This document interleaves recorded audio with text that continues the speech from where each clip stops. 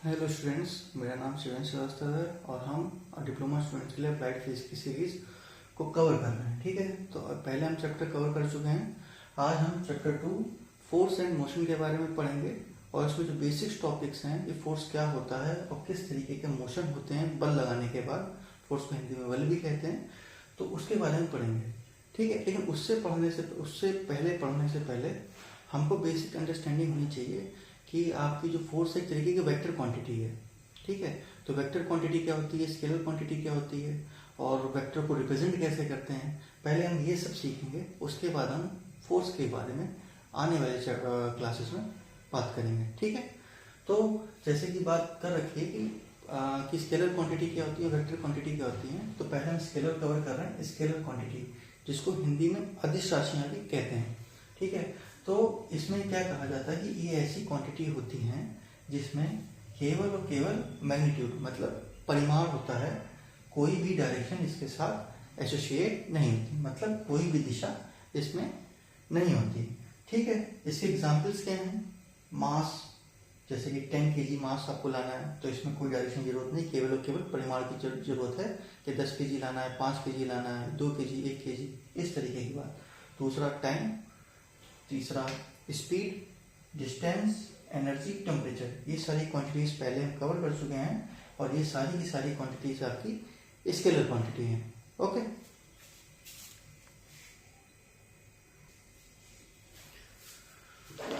तो vector quantity क्या होती है? तो वेक्टर क्वांटिटी ऐसी क्वांटिटीज है जिसमें मैग्नीट्यूड एंड डायरेक्शन दोनों ही होते हैं। ठीक है, मतलब परिमाण भी होगा, साथ साथ में इसे दिशा की भी जरूरत होगी एक्सप्रेस करने के लिए, बताने के लिए। तो इसको रिप्रेजेंट कैसे करते हैं? एरो के माध्यम से करते हैं। जैसे डिस्प्लेसमेंट एक वेक्टर क्वांटिटी को हिंदी में सदिश राशियां भी कहते हैं। ठीक है, तो जैसे हमने बात किया डिस्प्लेसमेंट, विस्थापन 20 मीटर ईस्ट डायरेक्शन, मतलब 20 मीटर हमें ईस्ट डायरेक्शन में चलना है। जैसे कि हमें माना कि आपके पास यहाँ पे नॉर्थ है, इधर ईस्ट होता है, इधर वेस्ट होता है और इधर साउथ। तो ये कह रहा है कि डिस्प्लेसमेंट आपको 20 मीटर ईस्ट की डायरेक्शन में जाना है। तो इस तरीके से आप इस चीज को रिप्रेजेंट करेंगे। एक्सेलरेशन, वेलोसिटी, फोर्स, मोमेंटम, ये कुछ और क्वांटिटी हैं जो कि वेक्टर क्वांटिटी की एग्जांपल्स हैं। और भी एग्जांपल्स होते हैं वेक्टर क्वांटिटी में जो हम आगे आने वाले क्वांटिटी के साथ बताएंगे। ठीक है, अगर हम स्केलर वेक्टर क्वांटिटी जो हमने पढ़ी है अभी, तो उसको अगर समराइज करना हो तो 2 पॉइंट में आप डिस्कस कर सकते हैं कि स्केलर क्वांटिटी में केवल मैग्नीट्यूड होता है, वेक्टर क्वांटिटी में मैग्नीट्यूड के साथ डायरेक्शन भी होता है। ठीक है, और बाकी जो एग्जांपल्स हैं इसके वो भी आपको एक्सप्लेनेटरी फॉर्म में बता भी रखा है कि स्केलर क्वांटिटी मास, लेंथ, टाइम, ये सब स्केलर क्वांटिटी के एग्जाम्पल हैं। वेक्टर क्वांटिटी के फोर्स, एक्सेलरेशन, वेलोसिटी, डिस्प्लेसमेंट, ये सारी वेक्टर क्वांटिटी के एग्जांपल्स हैं। ओके,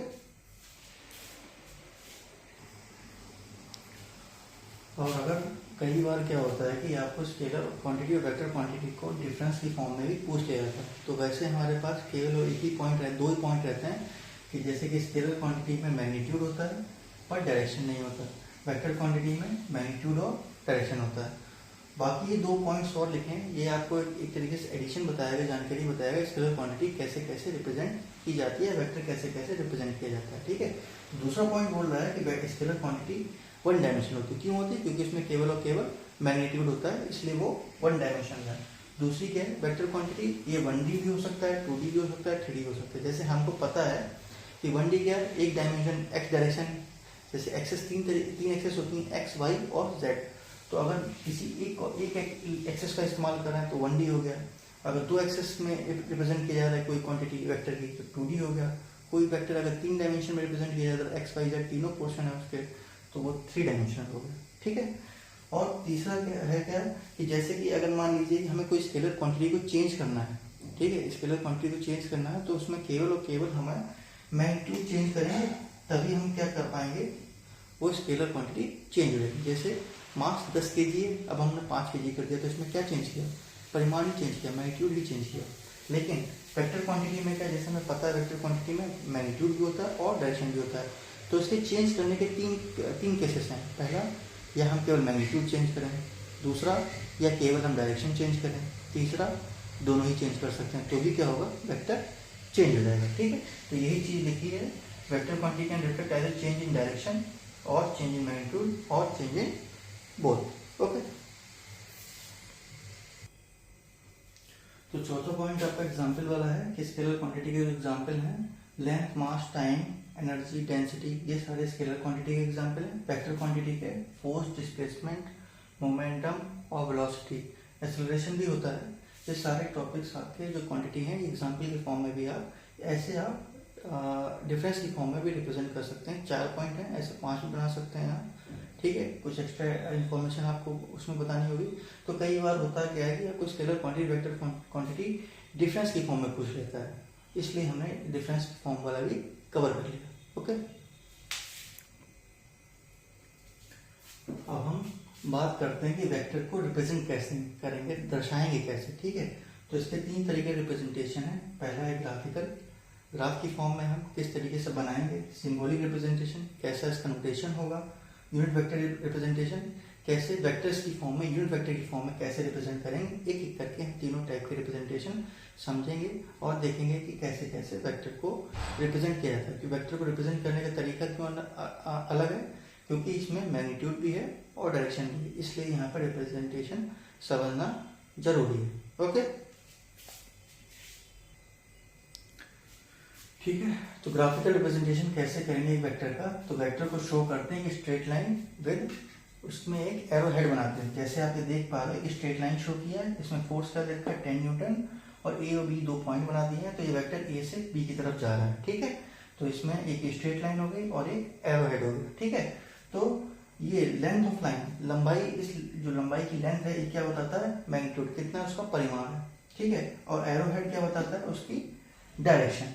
ठीक है, तो जैसे अगर यहाँ पे 10 न्यूटन का फोर्स इस डायरेक्शन में लग रहा है, ये आपको एरो दिखा दिया, और ये लेंथ ऑफ द लाइन क्या बता रहा है, मैग्नीट्यूड। अगर आपको जैसे कि मान लिया 12 न्यूटन बनाना होगा, तो इसी तरीके से हम 12 न्यूटन भी क्या बनाएंगे, ए बी बना देंगे, force vector is equal to 12 newton. तो 12 न्यूटन यहाँ पर रिप्रेजेंट ये कर रहा है कि ये जो ये वाला ए डैश बी डैश, ये जो vector A dash B vector है, तो यहाँ पे आप देख पा रहे होंगे कि जो 10 न्यूटन का वेक्टर है उसकी लंबाई कम है कंपेयर टू 12 न्यूटन, क्योंकि लंबाई क्या बताता है, मैग्नीट्यूड ऑफ वेक्टर्स। ओके, लेकिन इसमें एक साथ में आपको ये भी याद करना पड़ेगा, कई बार आपसे ये कहा जाता है कि ये जो पोर्शन है इधर जिसमें कोई भी एरो नहीं लगा है, इसको टेल पोर्शन बोलते हैं, इसको हेड पर सिर का हिस्सा बोलते हैं। ठीक है, पूंछ और सिर, तो ये टेल ऑफ वेक्टर है और ये हेड ऑफ वेक्टर है। ओके, अब हम बात करेंगे सिंबॉलिक रिप्रेजेंटेशन, मतलब किस सिंबल से हम इसको रिप्रेजेंट करते हैं। रिप्रेजेंट करने का तरीका क्या है कि हम एक जैसे फोर्स है, फोर्स में कैपिटल एफ से डिनोट करते हैं और उसके ऊपर एक एरो बना देते हैं। तो ये क्या रिप्रेजेंट करता है कि ये वेक्टर क्वांटिटी की बात हम कर रहे हैं। ठीक है, और साथ में यहाँ पे जैसे लिखा हुआ है 10 न्यूटन ईस्ट डायरेक्शन में 10 न्यूटन का बल कार्य करता है। तो ईस्ट नॉर्थ ऊपर होता है, ईस्ट राइट साइड में होता है, वेस्ट लेफ्ट साइड में होता है, साउथ नीचे होता है। ये आप मैप्स में भी देखा होगा, जब आप पढ़ते होंगे जियोग्राफी में मैप्स, तो वहाँ पे ऊपर नॉर्थ होता है, राइट साइड में ईस्ट होता है और लेफ्ट साइड में वेस्ट होता है, नीचे साउथ होता है। ठीक है, तो यहाँ पे फोर्स 10 न्यूटन का ईस्ट डायरेक्शन में लग रहा है, तो 10 न्यूटन ईस्ट डायरेक्शन में फोर्स इस तरीके से रिप्रेजेंट कर दिया। एक स्ट्रेट लाइन बनाई, ए और बी आपका उसके पॉइंट हो गए और एक एरो हेड बना दिया। ठीक है, ठीक है, तो लास्ट वाला रिप्रेजेंटेशन है यूनिट वेक्टर रिप्रेजेंटेशन। तो इसमें क्या होता है कि हम एक वेक्टर की फॉर्म में आई कैप, जे कैप, के कैप, ये तीनों क्या है आपके यूनिट वेक्टर है। आई कैप एक्स डायरेक्शन में यूनिट वेक्टर है, जे कैप वाई डायरेक्शन में यूनिट वेक्टर है, के कैप जेड डायरेक्शन में वेक्टर है। आई जे कैप यूनिट वेक्टर क्यों कहते हैं, क्योंकि इसका जो मैग्नीट्यूड होता है वो 1 होता है। जो भी वेक्टर इसका मैग्नीट्यूड 1 होगा उसको यूनिट वेक्टर कहेंगे। ठीक है, तो ए एक्स इसका मैग्नीट्यूड आपका ए एक्स डायरेक्शन में ये उसका मैग्नीट्यूड हो गया, वाई डायरेक्शन में ए वाई मैग्नीट्यूड हो गया, ए जेड डायरेक्शन में ए जेड मैग्नीट्यूड हो गया। ठीक है, तो ये रिप्रेजेंट इस फॉर्म में कर रहा है। तो जैसे एग्जांपल के तौर पर अगर बात की जाए, तो जैसे एक वेक्टर दे रखा है, A vector 2i cap plus 3j cap plus 4k cap, तो यहाँ पर ये चीज रिप्रेजेंट क्या कर रहा है कि एक वेक्टर जो है ए वेक्टर, उसमें जो 2 है वो एक्स डायरेक्शन में 2 यूनिट है, वाई डायरेक्शन में 3 यूनिट है और जेड डायरेक्शन में 4 यूनिट है। तो अगर किसी भी स्पेस की बात करी जाए, जहाँ पे पूरे कमरे की बात की जाए, तो उसमें क्या होगा कि आप कुछ इस तरीके से काम होगा कि आप 2 यूनिट एक्स में चलें, फिर 3 यूनिट वाई में चलें, फिर जेड में 4 यूनिट चलें। तो जो पॉइंट मिलेगा वो वेक्टर हमारा ये वेक्टर रिप्रेजेंट करेगा। ठीक है, तो एक तरीके से इसमें ये जो 2 3 4 लिखा हुआ है, ये इसके एक्स डायरेक्शन में 2 यूनिट है, जेड डायरेक्शन वाई डायरेक्शन में 3 यूनिट है और जेड डायरेक्शन में 4 यूनिट है। ठीक है, तो ये एक तरीके से हर डायरेक्शन में मैग्नीट्यूड दे रखा है, साथ में उसके यूनिट वेक्टर के साथ मल्टीप्लाई करके कंबाइन करके ये लिखा हुआ है। तो वेक्टर को इस तरीके से भी रिप्रेजेंट किया जाता है। ठीक है, ठीक है। अब हमें टाइप्स ऑफ वेक्टर्स के बारे में बात करना। वेक्टर्स के कुछ बेसिक टाइप्स हैं, जो पूरा रिप्रेजेंटेशन नहीं है, लेकिन कुछ बेसिक टाइप्स के वेक्टर्स हम पढ़ लेते हैं। तो पहला जैसे वेक्टर है इक्वल वेक्टर्स। इक्वल वेक्टर्स वो वेक्टर्स होते हैं कि मान लीजिए मल्टीपल्स वेक्टर, मतलब मान लो 3 वेक्टर्स दे रखे हैं। ठीक है, तो 3 वेक्टर्स आपस में इक्वल वेक्टर तब कहे जाएंगे तो तीनों का मैग्नीट्यूड और साथ साथ उसकी डायरेक्शन भी क्या सेम हो, तब हम कह पाएंगे तीनों वेक्टर्स इक्वल हैं। तो क्या बोल सकते हैं, A vector is equal to B vector is equal to C vector तब कह पाएंगे जब इन तीनों का मैग्नीट्यूड एंड डायरेक्शन तीनों का इक्वल। ठीक है, क्या मतलब है, जैसे ए वेक्टर इस तरीके से रखा तो बी वेक्टर भी उसी मैग्नीट्यूड का, मतलब लेंथ का उसी डायरेक्शन में, और सी वेक्टर भी उसी डायरेक्शन में बन रखा है, तब हमें कह पाएंगे तीनों वेक्टर्स इक्वल है। ठीक है, नेगेटिव वेक्टर्स क्या होता है, तो नेगेटिव वेक्टर जैसे कि हमने मान लो एक वेक्टर ए वेक्टर है, इसको रिप्रेजेंट इस तरीके से, और हमको माइनस ए निकालना है। तो माइनस ए निकालने का पर्पज बस ये है, माइनस ऑफ ए वेक्टर हमको निकालना है। तो माइनस ऑफ ए वेक्टर क्या होगा, मैग्नीट्यूड सेम रहेगा, बट क्या हुआ, डायरेक्शन चेंज होगी।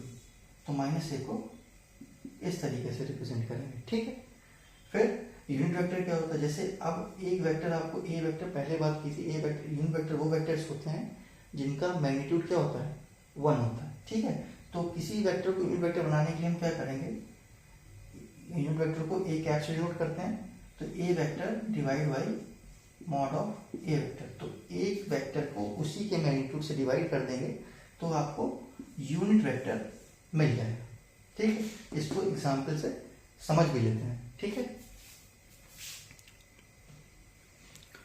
तो जैसे कि जब यूनिट वेक्टर रिप्रेजेंटेशन सीख रहे थे तो वहाँ पे एक एग्जाम्पल लिया था 2i cap plus 3j cap plus 4k cap. तो इसको हमें यूनिट वेक्टर में कन्वर्ट करना है। अब ये यूनिट वेक्टर की फॉर्म में ए वेक्टर तो नहीं दिया हुआ है। ठीक है, तो पहले तो हम इसको सीखेंगे मैग्नीट्यूड कैसे निकालते हैं। तो मैग्नीट्यूड ऑफ